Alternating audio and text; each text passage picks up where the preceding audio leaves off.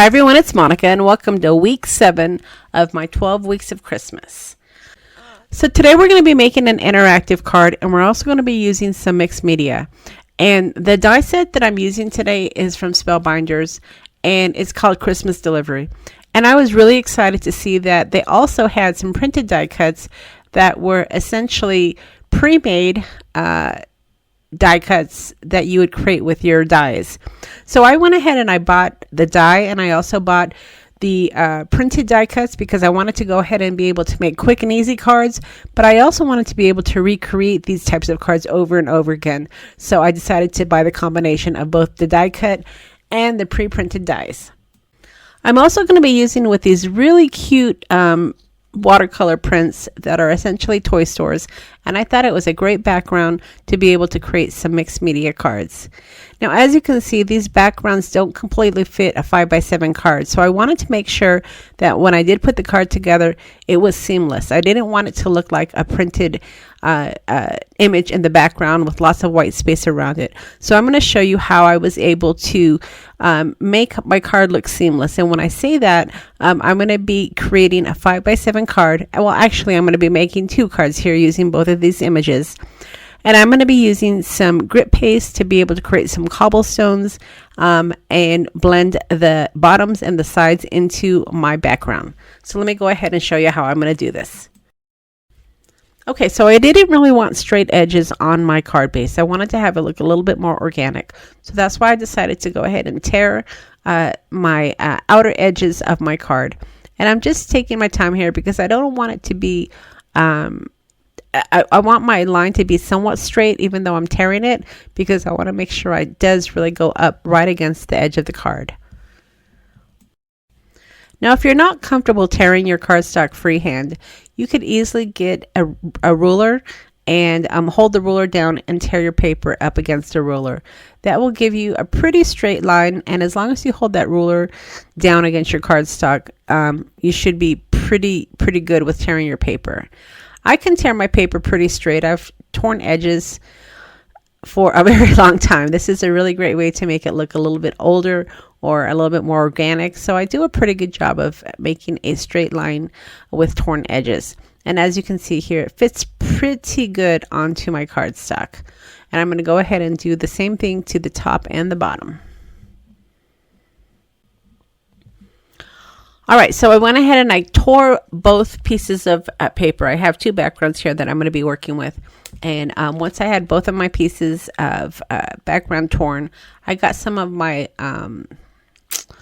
tea dye, distress ink, and I'm just adding some shading to my white cardstock. Again, I'm wanting this to look really organic, so I'm going to add the tea dye to the base of the card, and then I'm also going to add some tea dye distress ink to the edge where I tore it around my scene. All right, so once I had my distress ink on my white cardstock and also on the edges, then I did glue down the background that has the torn edges. I didn't show you that here on the video because all I did was add some tape and I added it right to the background. And what really makes it look organic here is because I've distressed both the bottom part and the torn part.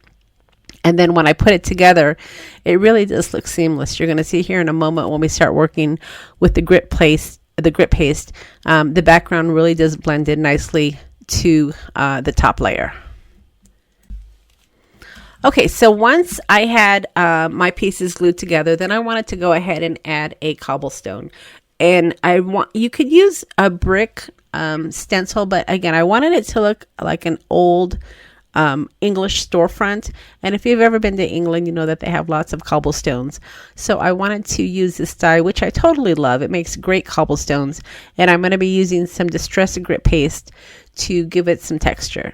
Now this grit paste that I'm using here, I've had for over a year. So if you're really good about making sure that no air gets into your grit paste, it will last for a pretty long time. I mean, it's definitely not going to be a type of medium that's going to last forever, so you want to definitely use it, but I've been able to get use out of this grit paste jar for quite some time and I'm pretty happy about that. So I'm just using my palette knife here, and I'm generously adding some of my grit paste.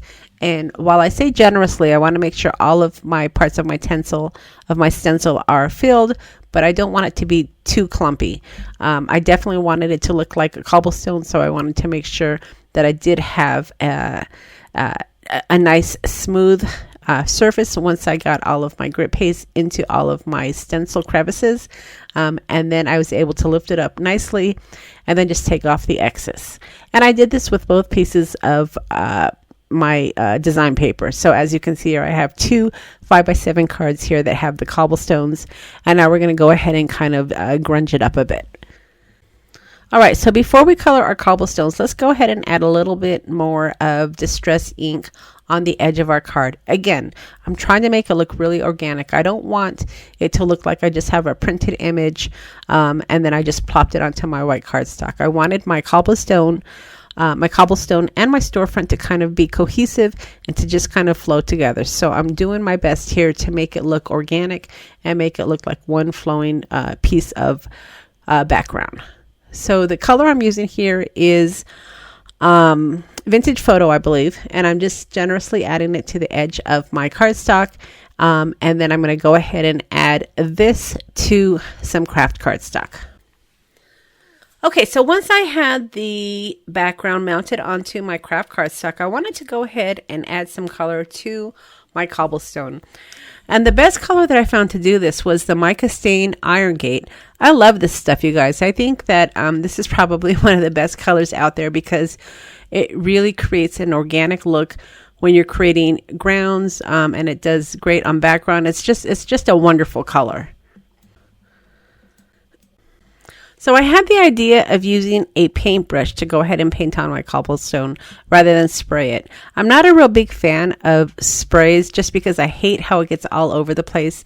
And I know they have those boxes that you can put them in, but to me that's just so much trouble. So again, I had the idea of painting it on, but as I continued to do this, I wasn't completely happy with the outcome of it. I thought that it just looked too... I don't know. It just didn't look organic to me. It looked too painted, I guess is the word. But anyway, I just kind of continued on, and I figured maybe I could kind of blend it in to do something to make it look a little bit more organic. But overall, I was not happy with the paint brushing of my cobblestones. But I thought that I was already committed, so I just continued on adding the color to my cobblestone, and you'll see in a minute here how I'm able to fix it. It doesn't matter if you are going down a certain path. If you decide it's not the path that you like, there's always a way to make it better, and I'm going to show you how I did that. All right, so I just kind of continued on, and I added my Iron Gate mica stain, and then I got my heating tool to dry my stain. Okay, so once my mica stain was dried, I went ahead and I decided to move on to that second card because, like I said, I wasn't overly excited about the way that my cobblestones turned out. So for the second card, I decided to go ahead and bite the bullet and just directly spray the mica stain onto my cobblestone. And oh my goodness, this really made a difference. So I tried to be as controlled as possible when I was spraying my mica stain because, again, I'm not a real fan of having spray all over the place. So I shook up my mica stain, and as you can see here, I was very strategic about the way that I was spraying. I kind of held my card up a little bit, and then I just kind of sprayed directly onto my cobblestone. And in hindsight, I probably would have tried to cover a little bit of my image because I did get some of that mica stain onto the digital, but overall I thought it worked because I'm going to be adding some ice in a minute here, and I just kind of had it blend together. But definitely, if you are going to try this technique, I recommend going with spraying the mica stain rather than painting it because it just really made it look a little bit more organic. And then I was so happy with the way that the sprayed mica stain turned out that I went ahead and I just bit the bullet and I sprayed the first card as well. And I think I was able to salvage it because I was really happy with the way that it turned out. So once I was happy with my cobblestones, I went ahead and I dried it up a bit, and then I wanted to go ahead and add some snow or some ice or something to kind of make the sidewalk look a little bit more wintry. Now, I ended up using the icicle grit paste, I guess is what it's called. It's the icicle, and that's more of a ice effect. And if I were to do this again, I probably would use the snowfall because I really wanted to have more snow on the ground versus ice. But I still was happy overall with the way that it turned out. But ultimately, it made my sidewalks more icy than snowy. And then once my ice dried, that pretty much completed my background. And as you can see, the cobblestone and the store images are very organic. They flow really nicely together. It really looks like one image. So it doesn't look like I just printed an image and popped it onto a card. I was very strategic about the way that I added my cobblestone, the way that I distressed the edges, the way that I tore my edges, just to make it look very cohesive. And overall, I think these backgrounds turned out awesome. All right, so with my backgrounds complete, now it's time to add the little shopping girls. And I ended up using the printed die cuts rather than actually cutting out the dies from my die cut that I got. I mean, don't get me wrong, I'm definitely going to be using this die once I run out of the printed dies, but I really like the option of having pre-printed dies ready to go, especially when I'm going to do a video for you. I don't necessarily want to take a lot of time in cutting out my images when I can focus on more backgrounds and techniques for you. So as you can see here, I went ahead and I chose the little girl with the tree, and it just worked perfectly. The colors and the dies couldn't have matched better. I mean, it really was a match made in heaven. And she fits perfectly in front of the storefront, holding her little Christmas tree. And as you can see, she's standing on the cobblestone that we created. And inside of the printed die cuts, you also get sentiments. So you get ornaments, you get sentiments, you get the little girls. So there's a lot to choose from in the printed die cut set. So I went ahead and I chose one of the sentiments as well, just to add it to the top of the storefront. So I'm going to be making 3 cards for you today. So as I finish up the second card, I want to go ahead and remind you that this is part of my 12 Weeks of Christmas holiday card series.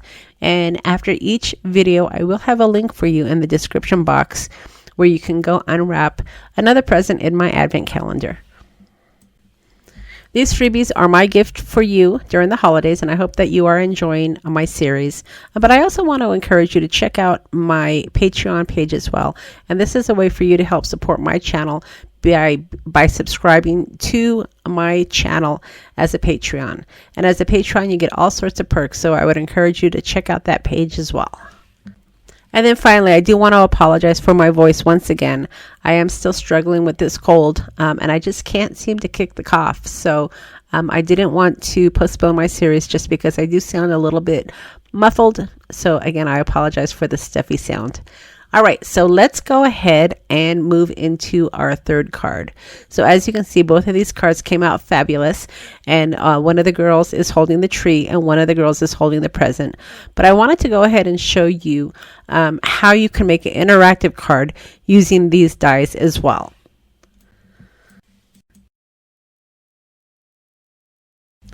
Now this set is really clever because you can have your cards where you have moving feet, or you can have it where you have your feet just positioned and not moving. But for this particular card, I wanted to go ahead and have the moving feet because I think that the die is really clever. So this is going to be a really simple card. I've already got my printed dies all ready to go. And all I needed to do was just add some layering to this fun, naughty, and nice Christmas designer paper. And I didn't necessarily want to put the little girl right on some plain cardstock, so I wanted to have some sort of background. And this is where I decided to add a window pane to the background.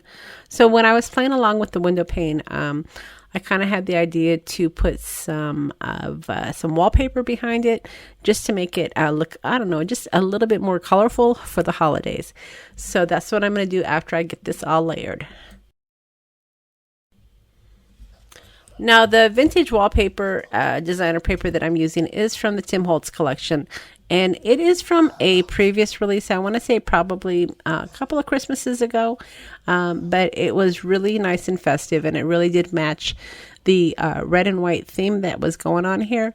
So I decided to go ahead and use my scrap to add that to the background. And fortunately, my scrap was just the perfect size because I was able to position the little window pane right over it, glue it down, and just trim it so that way I can use it as my background. Now, you recall I did use this actual die in my white on white card earlier in the series, and this is probably a one of my favorite dies. It really is fabulous, and I wish I could tell you where I got it, but I know that there are other dies out there like this, but it really does create a really nice background. So once I had the window pane glued to the poinsettia wallpaper, I went ahead and I just trimmed it down, and then I'm going to just glue it directly onto that red cardstock. And then once I have my window pane glued to my cardstock, then I can go ahead and add my little girl. Now, the little girl is really easy. Within the dies, or even if you use the die cuts, you're going to have her legs that have a hole right where her body starts. And it's really clever the way that Spellbinders created this, because all you need to do is just put a foam dot right where the center is, and that will allow your feet to move back and forth. So it was really a clever design. So that's exactly what I did. I went ahead and I just chose some feet that I wanted to use, and I got my die cut, or I should say my foam tape, and I added it right in the middle where the hole is, and then I added the body right over it. So it really went together easily. And then once the card was completely put together, I just had so much fun shaking my card back and forth and having the little feet swing. So I'm going to go ahead and put on some Christmas music while I finish up the cards here. And I want to remind you that I will have the link for the latest Advent present in the description box below, along with all of the product that I used to create these cards. All right, everybody. Thanks so much for stopping by. And I hope to see you again with my next video. We'll see you again next time.